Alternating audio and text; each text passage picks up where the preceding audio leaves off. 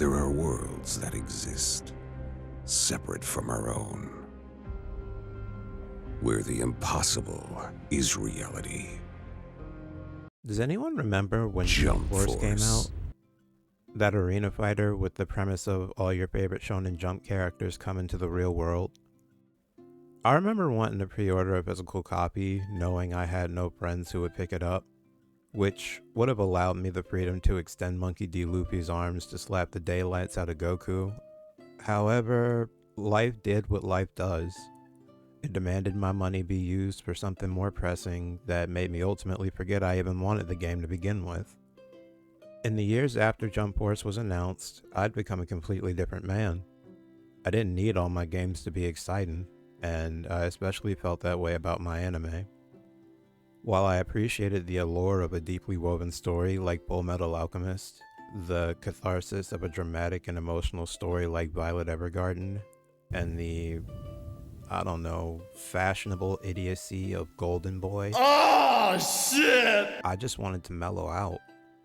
Lo and behold, around that time, the Ayashike fan favorite Yuru Camp released, and I was satiated. An anime about friends camping was an idea that I never thought would bring me joy. However, the way the story unfolds, which is ultimately just a bunch of kids being friends with each other with no drama, made me feel like my life was special. Just like the characters in the anime, my best friend and I would text or call each other all the time. Whether it be that one of us was cooking and wanted to show it off, we were making plans on what non-social function we would attend in our quote-unquote good boy sweaters, or just to let the other know of our location for safety purposes, even though we lived less than a mile away from each other. I love the entire cast and feel a sense of camaraderie with Shimarin, or Rin, one of the protagonists who is stoic but kind, taking her solo camping very seriously until she meets Nadeshiko, a bright-eyed protagonist who is new to the world of camping and falls in love with it immensely. During the airing of Yuru Camp's first season, I decided to ask my friend if he would be interested in watching the show, since I ended up getting him into anime and he was always game to try something new.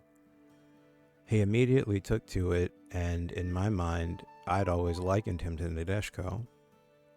Seeing certain facets of your own personality and people you like can really make a series special. Mind you, however, that isn't the only reason.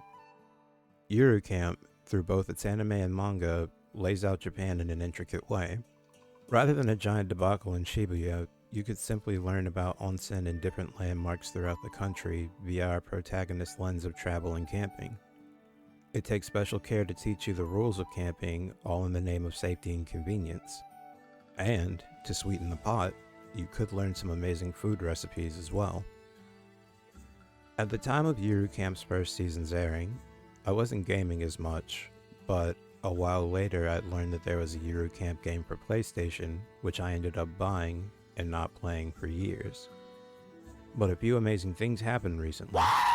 The first was that a YouTuber I enjoy, Classic Man D, made a short on Jump Force, which made me remember its existence and my hype to play it. It also brought back the memory of it underperforming. Loser! Which made me question what I look for not just in a good video game, but a good anime video game. The second thing was that I woke up in an exceeding amount of pain and had to go to the ER, thinking my wish to not have children would be fulfilled without my having to do any extra paperwork, only to be sent home with painkillers and medication to flush out a kidney stone. Slipping in and out of consciousness, I decided that when I was awake, I would relax. I didn't feel like watching TV, so I played games.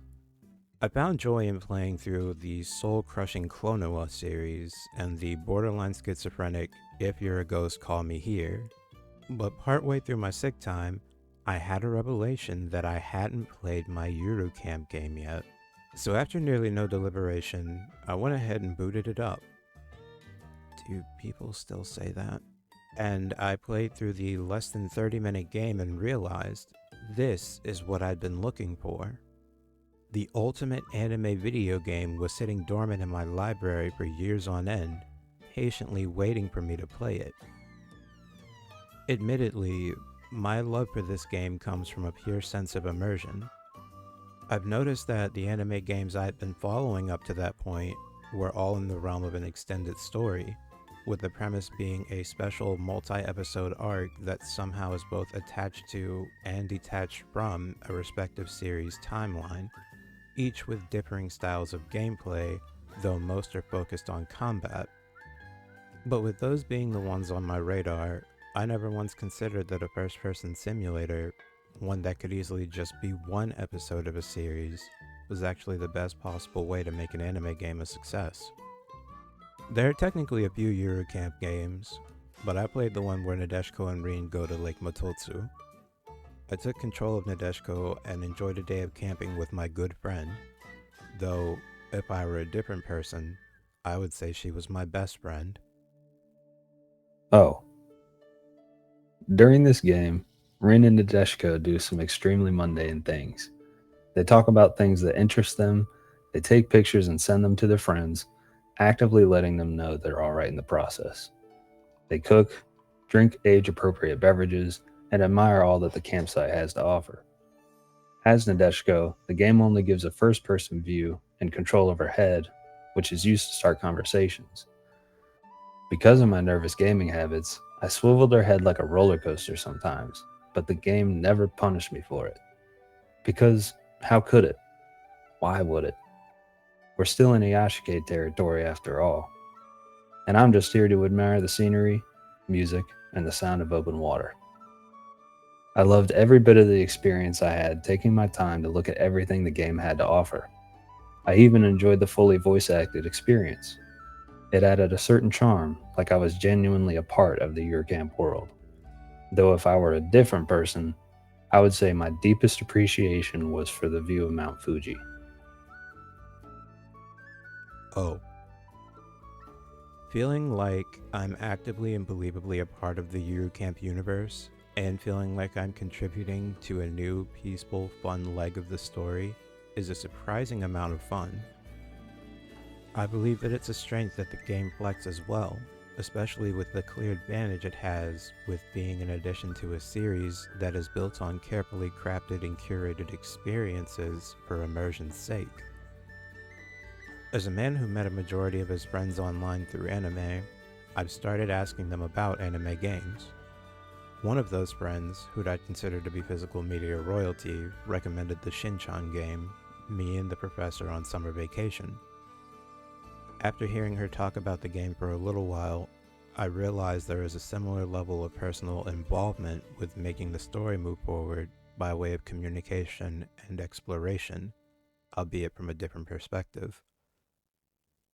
That she had the same reaction to Shinchan's game that I had with Yuru Camps made me realize that what makes a great anime game for me is having a solo, quiet, and intimate experience that allows me to reflect on the games and ultimately the anime's world building. There's always room for the antics that arena and 2D fighters give the anime space, and breaking controllers and destroying friendships is always fun. I still pray for a polished game that'll let me obliterate Goku with Luffy. Beat 'em ups are cool too when they're innovative, and a good story alongside it is always appreciated. But I think that a nice, slow ride that creates a relaxing space will always be a win for me.